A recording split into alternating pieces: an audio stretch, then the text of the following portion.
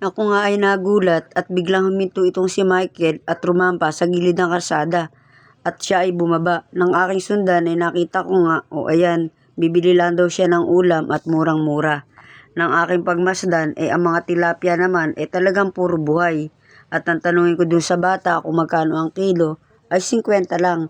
Kaya naman talagang itong si Michael ay mapapabili talaga. Ayan, at nakita nyo naman maraming dumaan at nag-upo na lang din sa isang gilid kung saan ito namimili ng mga tilapiyang buhay. Talaga naman kasi kung iisipin mo sa 50 pesos isang kilo, napakamura na yan. Pero ang sabi nila, hindi raw ito totoong tilapia. Ano ang tawag dito? Kitang-kita ko naman kamukha ng tilapia. Ang pagkakaiba nga lang, ito ay kulay puti at yung isa naman na nabibili sa palengke ay kulay itim. At ayon sa mga mamang ito, ang pagkakaiba lang ay ang pagkain ng dalawa. Itong tilapiyang kulay puti ang uri ay mga lumot sa ilog at saka sa ilog na-harvest. At habang ang kulay itim na tilapia naman na nabibili sa palengke ay sa palaisdaan ang gagaling. At yun lang daw ang pagkakaiba nun. Pero syempre, kung ako naman ang tatanungin mo, mas gugustuhin ko na rin yung tilapia na to kasi parehas lang. Kapag naman niluto yan, nasa pagluluto lang din yan at sa mga sangkap, di ba?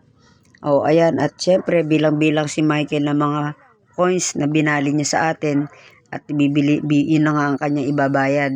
At si nanay, ayan, abang din dyan, hintay lang kaming makaalis. Matapos, narinig ko sa kanya na bibili siya ng marami at mukhang ititinda yata ni ate. Ayan nga't yung ali na yan, talaga namang naghihintay siya. Nakita nyo, sa totoo lang, anong dumating kami, nagbuhos pa ng isang timba dyan. Kaya yung mga dumadaan sa sakyan dyan, napapalingon.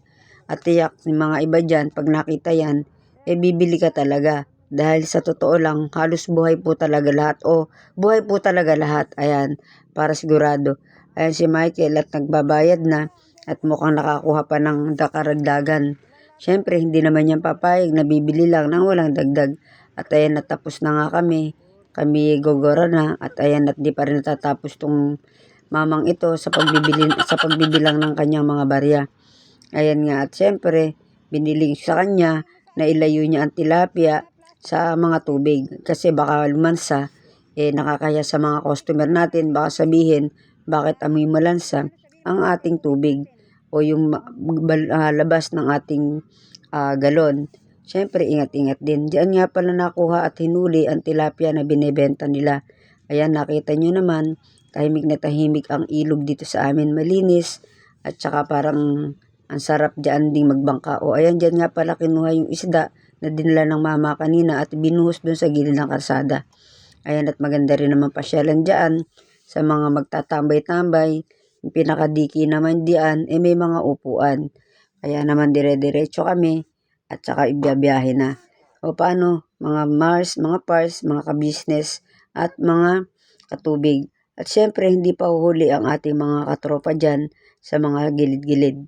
Kaya naman tayo ay mag-iingat at kung kayo ay medyo hindi naman kasalanan, merong ulam dito na talagang murang-mura lang. Paano po, kami gora na, hindi na kami paaawat at si Michael daw ay magluluto pa. Sige po, sa susunod po, God bless. At ayan po, ang nakita nyo naman, may pamilya pa nagpipiknik sa gilid. Sige po, talaga, bye-bye.